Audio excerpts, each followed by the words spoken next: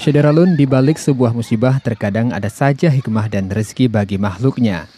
Banjir besar yang melanda Kabupaten Aceh Singkil beberapa hari lalu membuat ikan-ikan air tawar melimpah bahkan bertaburan ke badan jalan. Warga pun berbondong-bondong menangkap ikan-ikan yang bertabur melintas di badan jalan nasional tersebut. Kaum ibu, orang tua hingga anak-anak rebutan bahkan sampai terjatuh menangkap ikan. Siang. Dapat berapa kilo? Tadi udah Mereka menggunakan berbagai peralatan seperti jaring, jala, dan jaring tangan. Warga tampak ceria dan tertawa lepas, bahkan menjerit riang saat berhasil menangkap ikan. Dari Singkil, Khalidin, Serambi On TV.